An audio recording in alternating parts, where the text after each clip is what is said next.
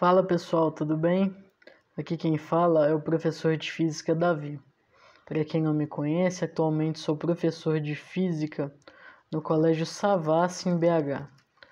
Devido, a essa pandemia da Covid-19, nós professores estamos gravando essa série de videoaulas para que você, aluno do Savassi, possa dar continuidade no processo de ensino. A aula de hoje ela é voltada para os alunos do terceiro ano e a gente vai falar sobre forças de Lorentz. Tô deixando, pessoal, no canto direito o nome do meu canal no YouTube. Caso você tenha perdido alguma videoaula de física, queira rever essa aula, pode estar procurando no meu canal, que lá você vai encontrar diversas videoaulas de física. Pesquisa no YouTube, Davi Souza, professor biofísico, tá bom? Tô deixando também o meu e-mail, caso você tenha alguma dúvida referente ao conteúdo. Pode estar me mandando via e-mail, tá bom? E tô deixando também meu Instagram, Davi_Souza 13, tá bom? Me segue lá. Então vamos começar a aula de hoje, Forças de Lorentz. Essa aula ela engloba o campo magnético, A gente vai dar continuidade no campo magnético e vai fazer a introdução da força de Lorentz. Então vamos lá, pessoal, vamos relembrar um pouquinho da última aula, Relembrar o que é o campo magnético. O que é o campo magnético? O campo magnético é uma região do espaço onde as cargas elétricas em movimento são sujeitas à ação de uma força magnética, capaz de alterar suas trajetórias. O campo magnético é resultado da movimentação de cargas elétricas, como no caso de um fio condutor que conduz corrente elétrica, ou até mesmo na oscilação de partículas subatômicas como os elétrons. Propriedades do campo magnético. De acordo com o Sistema Internacional, a unidade de medida do campo magnético é o Tesla, em homenagem a um dos grandes estudiosos dos fenômenos magnéticos, Nikola Tesla. O campo magnético é vetorial, assim como o campo elétrico. O campo magnético possui módulo, direção e sentido. Essas três características são características de um vetor: ter módulo, direção e sentido.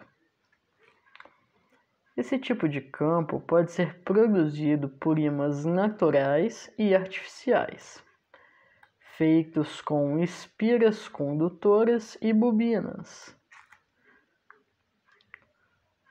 A origem do campo magnético está na movimentação das cargas elétricas. Quando o campo elétrico oscila em alguma região do espaço, essa oscilação dá origem a um campo magnético, orientado em uma direção perpendicular, a 90 graus. E pegando como referência, sempre o campo elétrico. Para compreendermos melhor as propriedades do campo magnético, fazemos uso de um recurso conhecido como linhas de indução. Por meio dele, podemos visualizar melhor o formato do campo magnético. Como vocês podem ver aqui, pessoal, no exemplo da foto, a gente tem essas linhazinhas, Essas linhazinhas, elas são linhas de indução. Por conta dessas linhas que a gente consegue ter uma boa ideia do que é o campo magnético, da sua importância, por que esse campo magnético existe, por que ele está posicionado assim, se esse campo magnético ele é natural ou artificial. Então, assim, toda a movimentação gerada através de um campo eletromagnético, ela tem linhas de indução, ok? Que formam todo o campo eletromagnético. Linhas de campo magnético. O que são essas linhas, pessoal? As linhas do campo magnético são sempre fechadas, elas nunca se cruzam.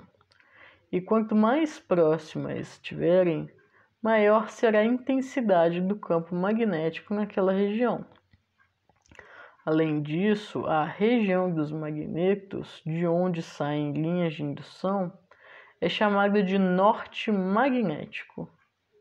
E a região em que essas linhas de indução emergem é conhecida como sul magnético. Como vocês podem ver nessa imagem aqui, onde ela está se emergindo aqui é o sul magnético. E na hora que ela está aqui em cima, aqui, a gente chama de norte magnético. Onde está saindo, né, nesse ponto aqui, que está saindo as linhas de indução. Como vocês podem ver nessa imagem, pessoal, nenhuma linha de indução está se cruzando. Elas nunca vão se cruzar.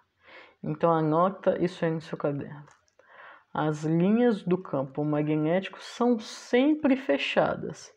Elas nunca se cruzam. Por que você está falando isso, Davi? Porque eu já vi, por exemplo, vestibulares pedindo para poder marcar a afirmação correta. E nesse vestibular específico lá que estava falando.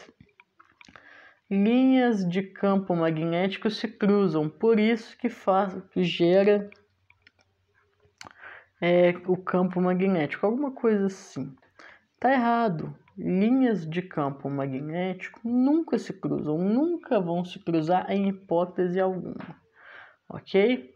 As linhas do campo magnético, que são linhas de indução, elas saem do polo do norte magnético, e a região onde essas linhas de indução emergem é conhecida como sul magnético.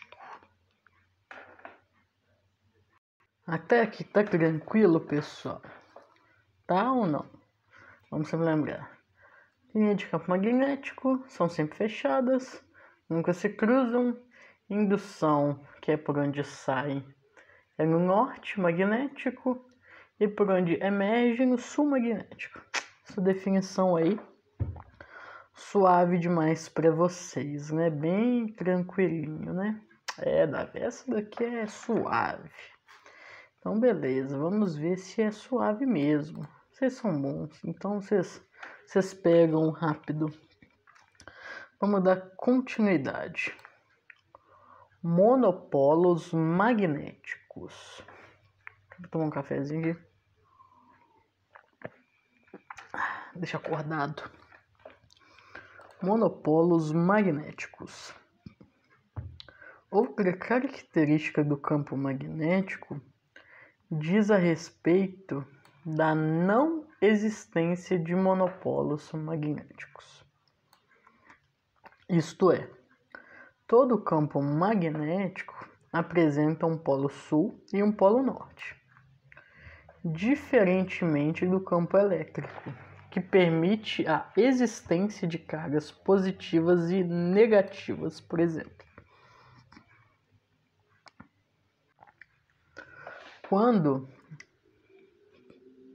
Quando alguma carga elétrica move-se em uma região do campo magnético, uma força magnética perpendicular à sua velocidade e a direção do campo magnético surge, produzindo uma deflexão na trajetória das cargas elétricas.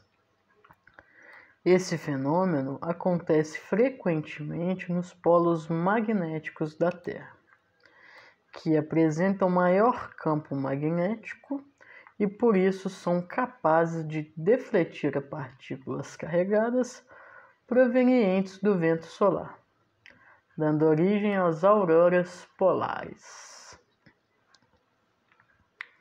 Fórmula do campo magnético.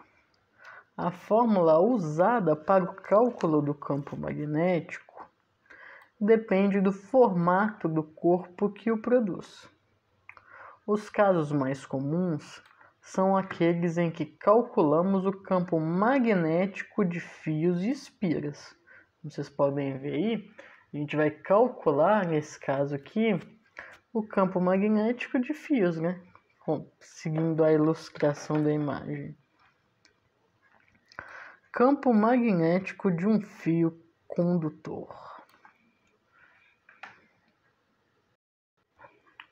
Agora a gente vai para a fórmula do campo magnético. Campo magnético de um fio condutor.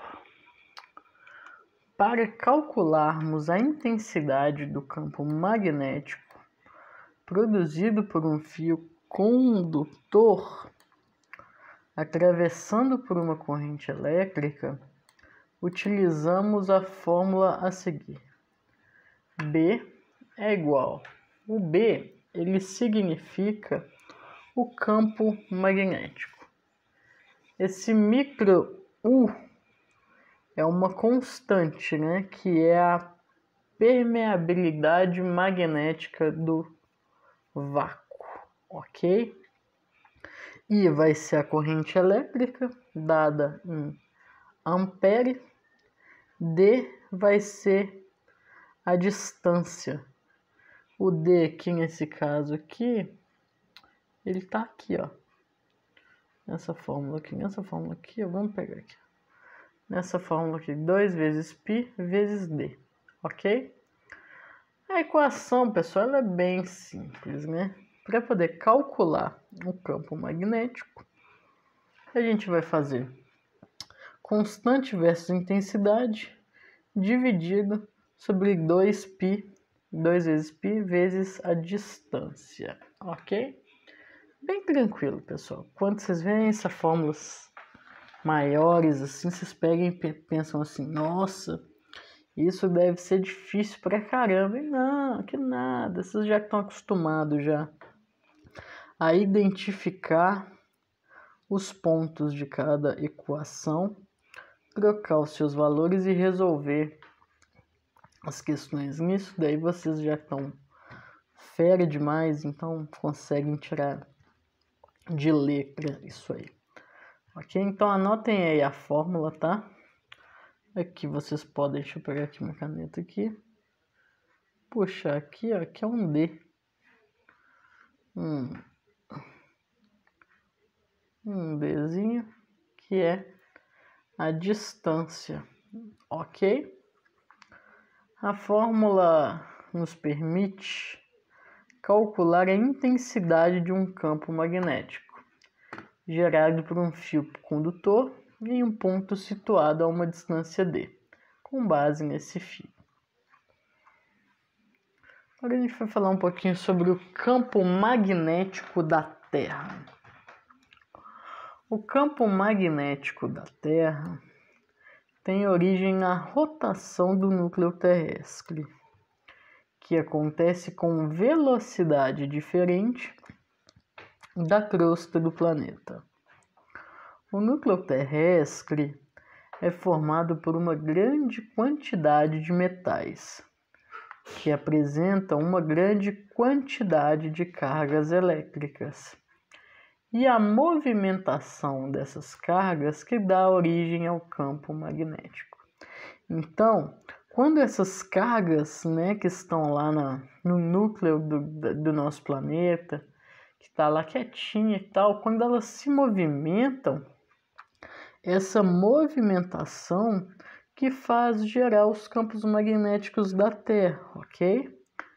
Então, a gente sabe que a movimentação das cargas elétricas dá origem ao campo magnético da Terra. Onde que isso acontece, Davi?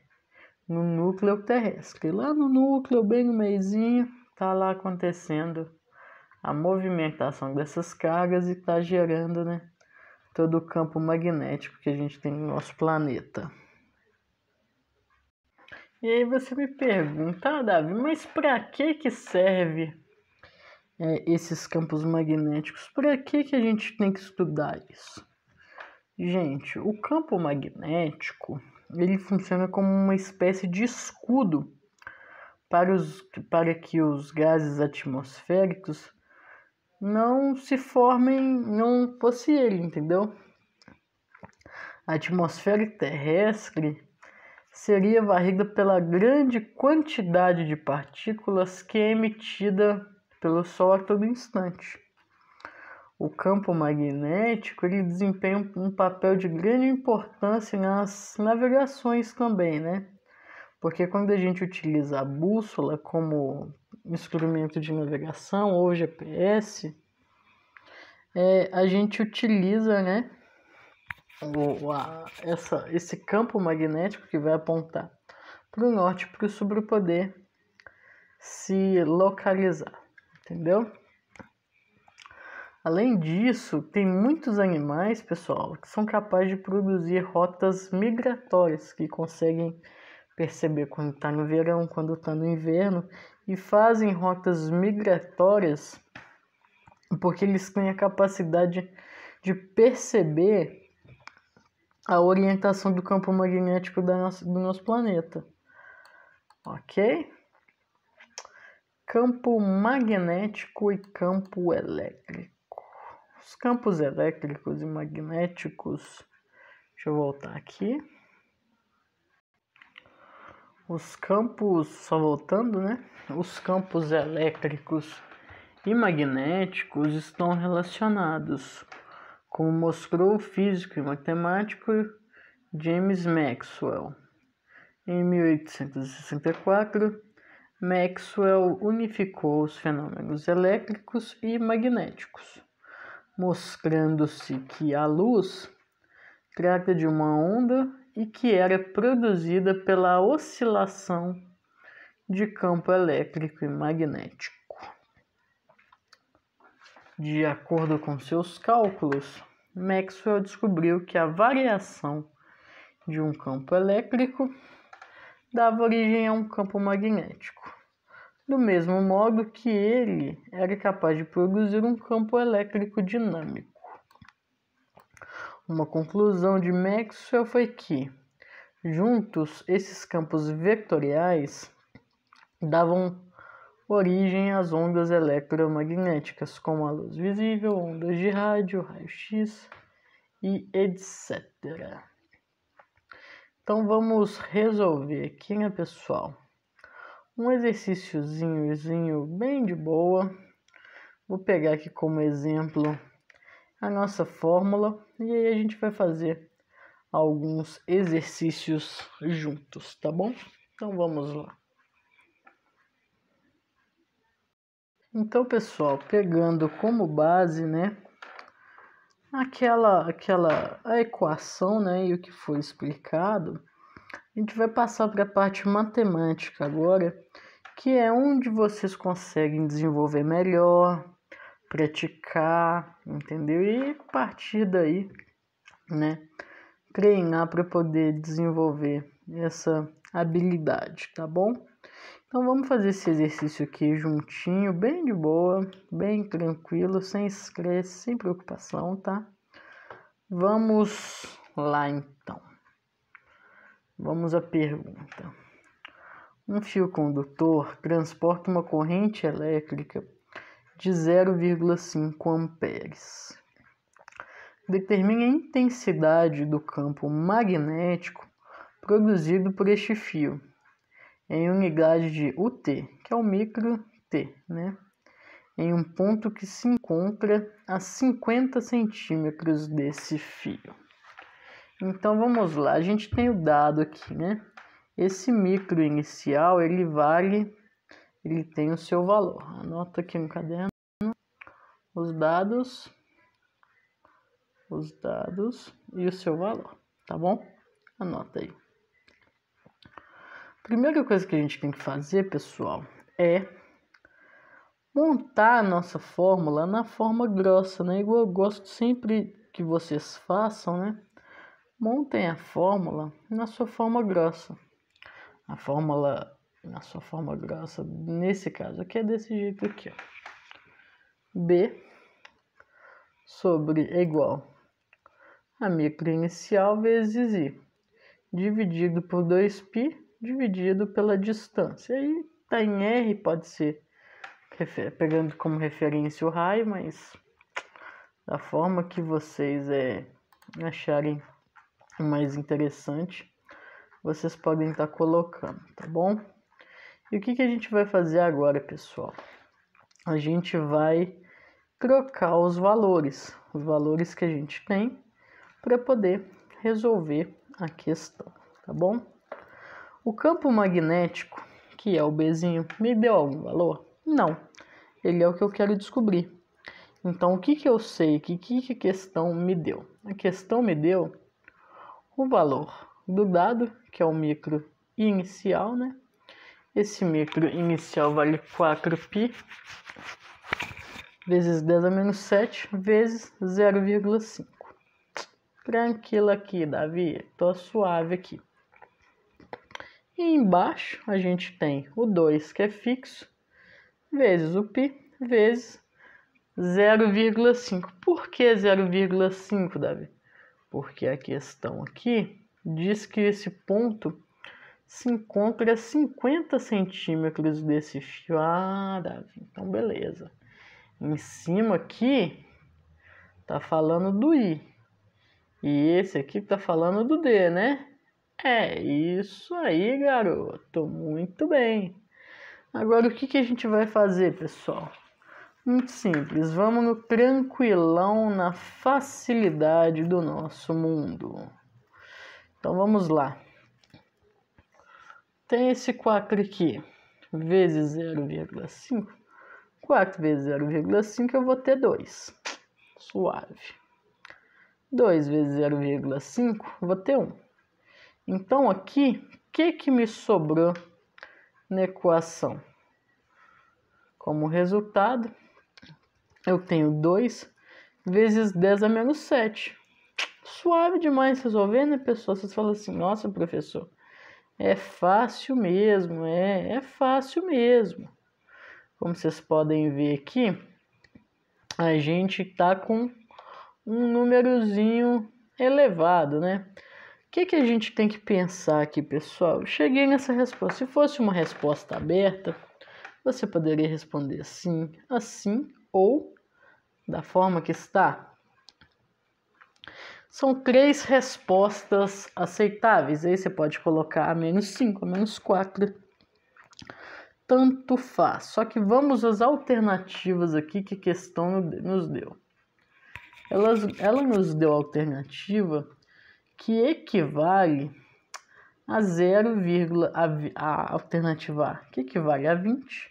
A alternativa B, que equivale a 0,2. A alternativa C, que equivale a 2.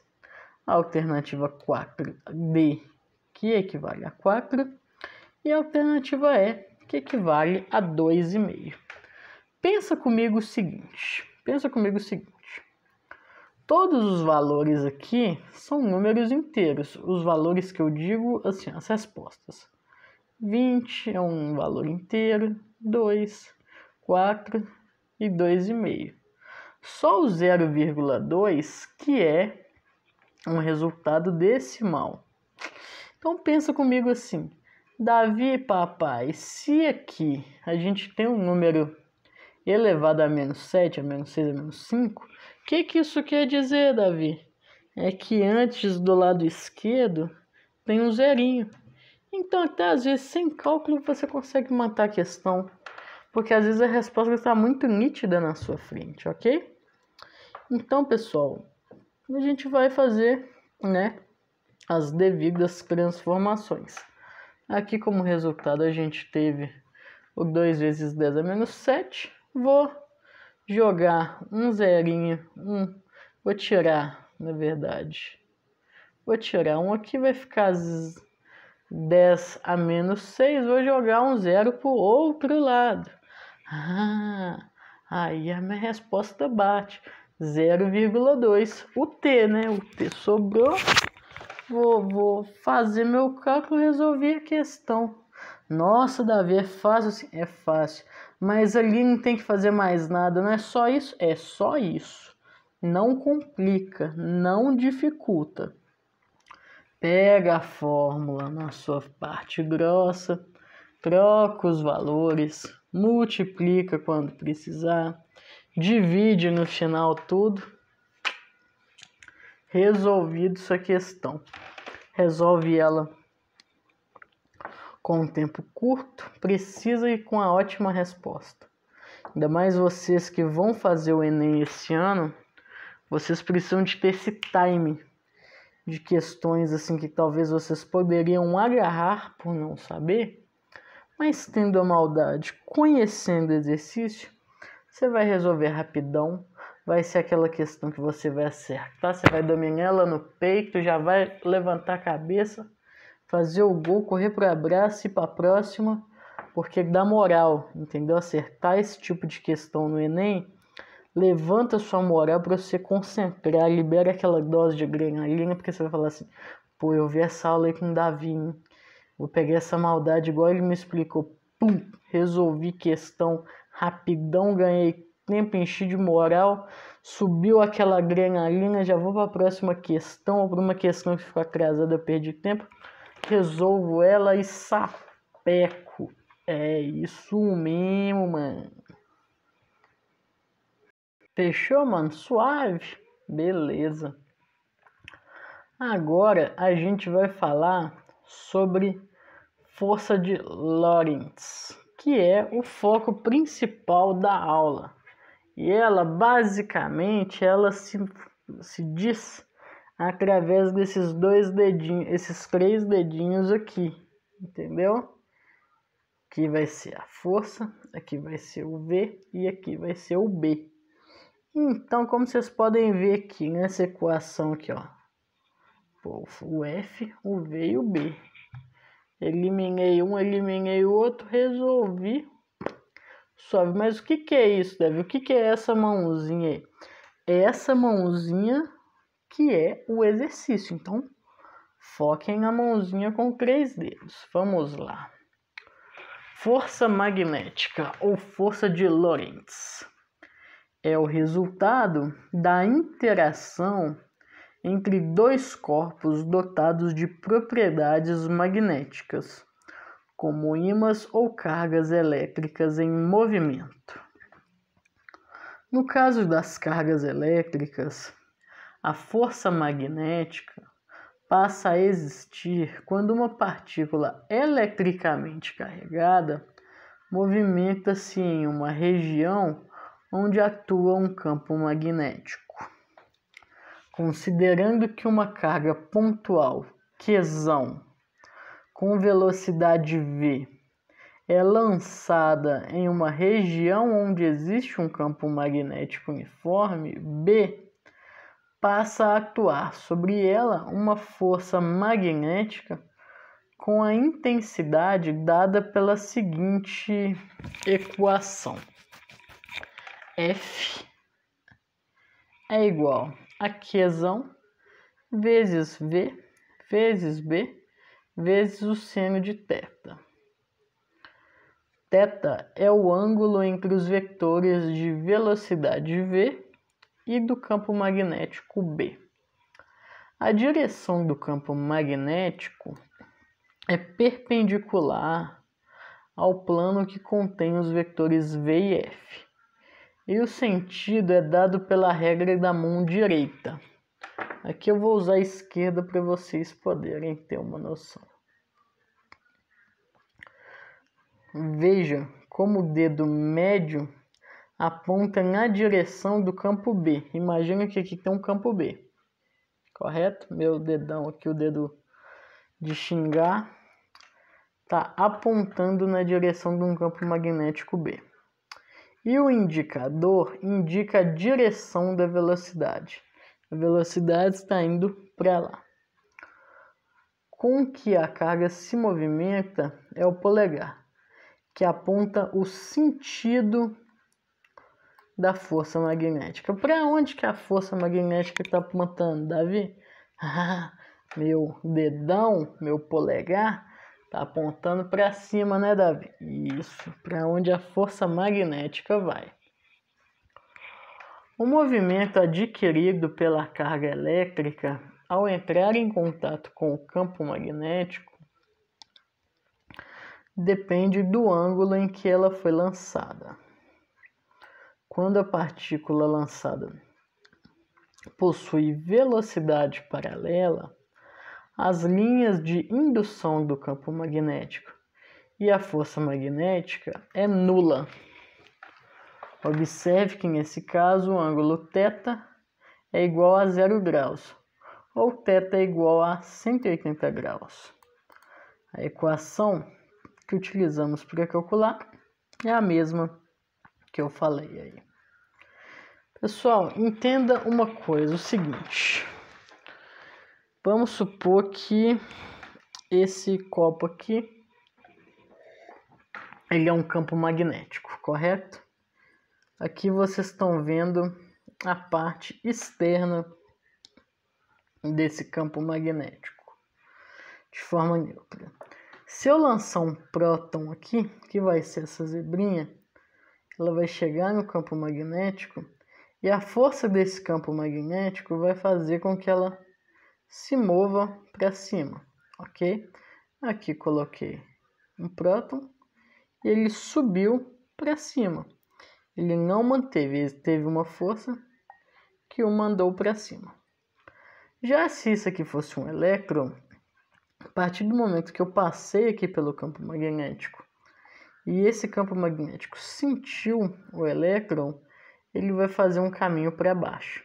Ele nunca vai manter uma linha reta, ok? Sempre vai manter ou para cima, ou para cima, ou para baixo, ok? Agora, Davi, e se fosse um nêutron? Se fosse uma carga neutra? Aí ele ia passar aqui todo bonitinho. Por quê? Porque o campo magnético, pessoal, ele atrai e repele as coisas, lembram? O campo magnético, quando a gente pega dois ímãs, se a gente coloca pontas diferentes, eles vão se atrair. Agora, se a gente tentar unificar saídas iguais, eles vão se repelir. Agora, se eu faço adição de alguma coisa neutra, neutro é neutro. Neutro não faz nada, segue sua vida normal e segue o seu bailinho, entendeu? Entendi, Davi. Eu acho que eu entendi. Tá bem de boa. A fórmula é essa aí, né? F é igual a Qzão vezes V vezes B. Isso aí. A direção da força magnética é sempre perpendicular ao plano formado pelos vetores, velocidade e o campo magnético. Até aqui, Davi, tá de boa. Agora aqui são casos particulares, né? Primeiro caso, carga em repouso no campo magnético. Se a gente tem uma carga em repouso, ela vai ter um valor igual a zero, correto? Porque está em repouso, né? Repouso é igual a zero. Esse cavalinho aqui, ó. Esse cavalinho aqui eu vou colocar aqui na frente da câmera. Como vocês podem ver aqui, ó. Cavalinho não, zebra, né? Essa zebrinha, nesse momento aqui, ela está em repouso. A força dela é equivalente a quanto? A zero. Então, nesse caso aqui, ó, a força magnética vai ser igual a zero, ok? Excluiu. Força magnética igual a zero. Agora o segundo caso, que é o seguinte. Segundo caso, carga com velocidade paralela ao campo magnético. Nesse caso a gente está falando de força magnética que é paralela ao campo. O que é isso? Ela vai estar rente ao campo magnético. O que vai acontecer com essa força? Uma para cada lado, entendeu? Uma para cada lado. Força magnética também igual a zero, porque como vocês podem ver aqui, ó, existe uma força para cá e outra força para cá. Uma vai empurrar a outra e não. Vão se atrair, vão ficar igual a zero. E o terceiro caso, que é o mais assim complexo, né, assim dizendo. Carga com velocidade perpendicular ao campo magnético. Nesse caso, a partícula executa um movimento circular uniforme em torno do raio, né? E para calcular a gente faz toda a equação, mas esse tipo de assunto é um assunto mais de ensino médio, mais de ensino superior, então a gente nem vai adentrar tanto nesse tipo de exercício, não. Aqui a regra da mão esquerda, né? Força apontando para cima, B com o indicador e V a velocidade. Suave, suave, Davi, suavão, mano. Aqui algumas outras situações, né? Da força magnética de Lorentz, mas casos que vocês podem encontrar aí na caminhada, né? Então vamos fazer uns exercíciozinhos? Vamos, né? Fazer um exercício é sempre muito bom. Vamos lá. Liguei minha câmera aqui pra gente poder fazer, né? Esses dois exercíciozinhos que eu separei. Então vamos lá. Um ímã e um bloco de ferro são mantidos fixos numa superfície horizontal, como mostrado nesta figura. E a gente tem um ímã, M, uma barra de ferro, 2M, ok? Em determinado instante, ambos são soltos e movimentam-se um em direção ao outro, devido à força de atração magnética. Despreze qualquer tipo de atrito e considere que a massa do ímã é igual à metade da massa do bloco de ferro. Seja A1 o módulo de aceleração e F1 o módulo da resultante das forças sobre o ímã, para o bloco de ferro, essas grandezas são, respectivamente, AF igual a FF. Com base nessas informações, é correto afirmar que... Então vamos lá. O que isso quer dizer? Essa questão, ela quer trabalhar com forças de interação.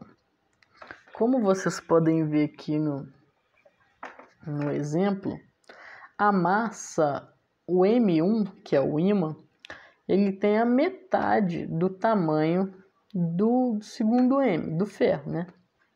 Ela tem a metade do seu tamanho. Só que a gente tem que entender o seguinte, como eles se atraíram, F1 vai ser igual a F2, ok? A F1 se atraiu com F2. No momento que eles foram soltos, eles se atraíram devido à força magnética, ok? Como diz aí, despreze qualquer tipo de atrito e considere que a massa do ímã é igual à metade da massa do bloco de ferro. Seja aí o módulo de aceleração e Fi o módulo da resultante das forças sobre o ímã. Para o bloco de ferro, essas grandezas são respectivamente A e F, AF e FF. Com base nessas informações, é correto afirmar. Essa questão, pessoal, ela não quer calcular absolutamente nada. Ela só quer descobrir, ela só quer saber qual equação que corresponde à resposta correta. Então vamos às afirmativas.